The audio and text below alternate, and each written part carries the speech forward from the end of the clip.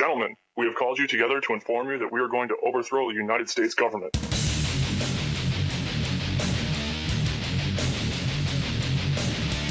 you still think that jet fuel brought down the World Trade Center? Does anybody else see a problem here? If the government has nothing to hide, why are they so afraid to answer a few questions? This story does not add up.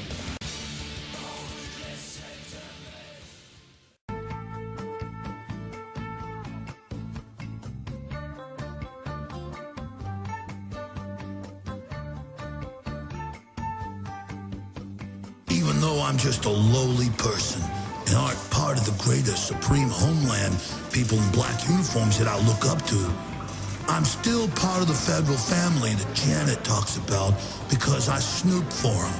And that's what America's about. Total schizophrenic paranoia. Absolutely thinking the terrorists are hiding under every table. Just think, they all look normal, but you know any of them could be a terrorist. Don't trust the public. Only trust Janet, Big Sis Napolitano, and Homeland Security.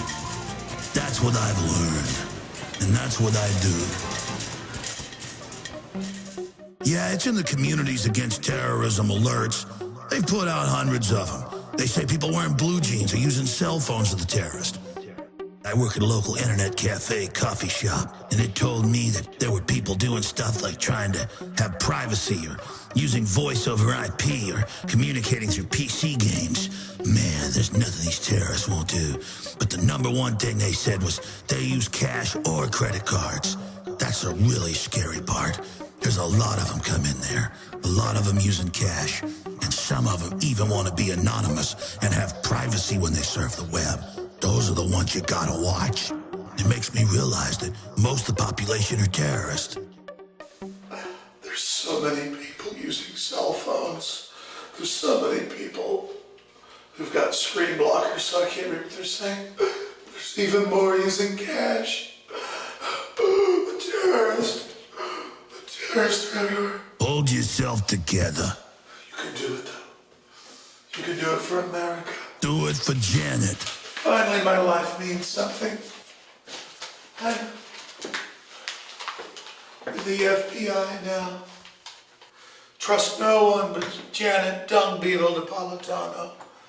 No one but her. You've always wanted to be part of an elite team. You got responsibilities now. Now get out there and start spying.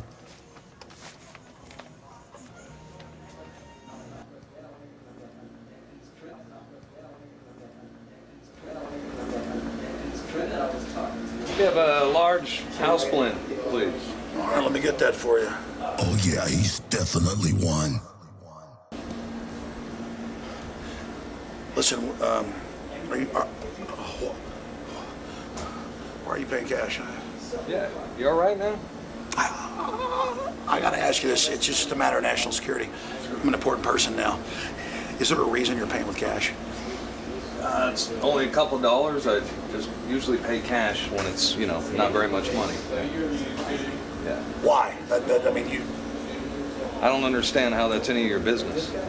But I mean, privacy is not what America's about. I mean, I've got to report you to Homeland Security. Are you on meds? No, this is the new Homeland. I mean, the TSA sticks their hands down your pants. I mean, I just think you're acting kind of weird. I just want a cup of coffee. all right, yeah, and I mean, with the inflation, it's actually $5 for a cup of coffee. Do you have some more money? I get a cup of coffee, just regular. It's like Sure. a medium. Sure, medium. Anything else? I'll get a cookie too. You get a cookie? All right, sure, I'll get that for you. My God, there's a lot of terrorists. Hold on a minute. Can you pay with a credit card, please? I don't know if I have enough in my account, so I'm just gonna pay cash. Actually, I have a couple 20s here, so I'm just gonna give you a 20. Is that cool? Oh my God, they're everywhere. Oh, they're everywhere. Oh, hold on. I gotta get myself together. I'm Jack Bauer.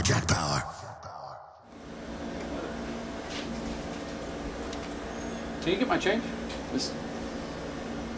Can I have that? Thanks. You cool? You're being watched. The Homeland's keeping you safe. Okay. By who? Just get out of here. You're lucky.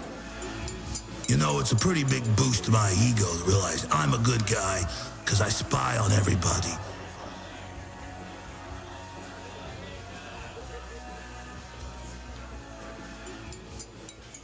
There he is. Oh, he's dangerous. You can tell it.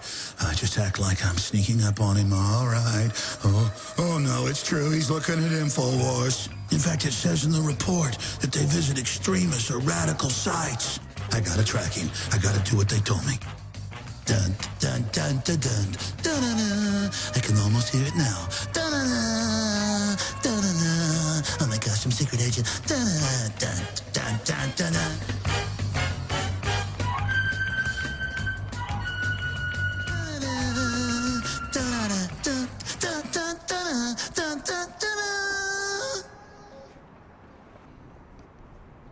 Oh man, I'm brave. I'm just like those guys on TV. Yes, FBI. I've got him. He bought coffee with cash, and he was using a proxy server to search the web. Yes, I've got one of them. He's definitely a terrorist.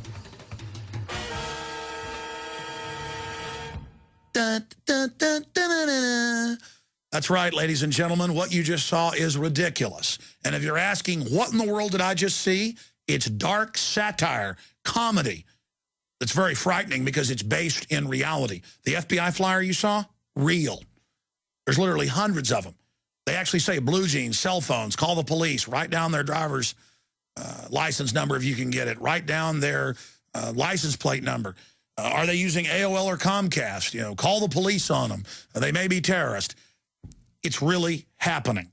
Now, the dramatization you just saw is the intro to a larger documentary film that we've just gotten close to completing that I'm going to be premiering in Dallas coming up this Sunday, and then the Sunday after that in Florida. Find out details at Infowars.com/events. But never fear, we'll also then be premiering it after I've had those two showings here at prisonplanet.tv. And then, of course, it will leak out to the wider web, which is our full intention. But yes, this is absurd. So is the TSA sticking their hands down our pants while the government openly gives Libya over to al-Qaeda, and Israel uses al-Qaeda groups to attack Iran, and NBC News runs headlines admitting it. I got to give my rights up, but al-Qaeda works for the government and got the underwear bomber on the plane. I mean, it's crazy. The documentary's almost done. I'm trying to come up with a name right now, or I'd tell you the name. And, of course, folks that are there in Dallas and Orlando will know the name and see it first. So hope to see you there. And if not, keep watching here at prisonplanet.tv. And we have a 15-day free trial running right now as well with the nightly news, 7 o'clock Central, and the radio show archives, all my films, and much more right here at prisonplanet.tv. Ask yourselves, what are you doing in this time of great challenge? What are you doing to unlock minds? Go to Infowars.com and prisonplanet.tv for the latest headlines and cutting-edge information. Whitney Houston's tragic death at 48 has saddened the nation. She was an incredible talent. I myself marveled at her voice. And to watch her degeneration in the last 15 years or so with her cohort was very, very saddening as well. But as soon as I heard that she had died Saturday evening, I was working up at the office, and I told Aaron Dykes, I said, watch, it's going to be prescription drugs. Now, how did I know that? And they've now admitted that, Xanax and others. Because in almost every case, it's prescription drugs that are killing people, not even illegal drugs. And look, cocaine's bad news, opiates are bad news. But if you look at the statistics, they vary year to year in the United States alone. It's well over, on average, 150+ thousand people that die from over-the-counter and prescription drugs. It is an epidemic. And I looked up the statistics. You can look them up. Not one death a year from marijuana. Not one death. The federal government, the DEA, they all admit that. So here she is after years of drugs, alcohol, legal drugs, with a bunch of prescription drugs, no alcohol, even in her hotel room, found dead in her bathtub with a bunch of Xanax and other pill bottles, all prescription around her. Look at Rush Limbaugh, who on record some days was taking more than 100 Oxycontin pills. That's synthetic heroin. He had to be put into an artificial coma just to go off of them because the withdrawal would have killed him if he hadn't done it. And Limbaugh, of course, supports mandatory sentencing for people caught with heroin, opium, or cocaine. Third sentence, he wants life in prison on record. But then you've got all these other people pill popping, all these other deadly drugs that kill a lot more people than illegal drugs. So go look up the numbers for yourself. But here it is, Whitney Houston surviving the cocaine, all of it. And then a lot of times when you get off the illegal drugs, the doctors, just like with Michael Jackson, start putting you on all these synthetic opiates. How did they develop heroin?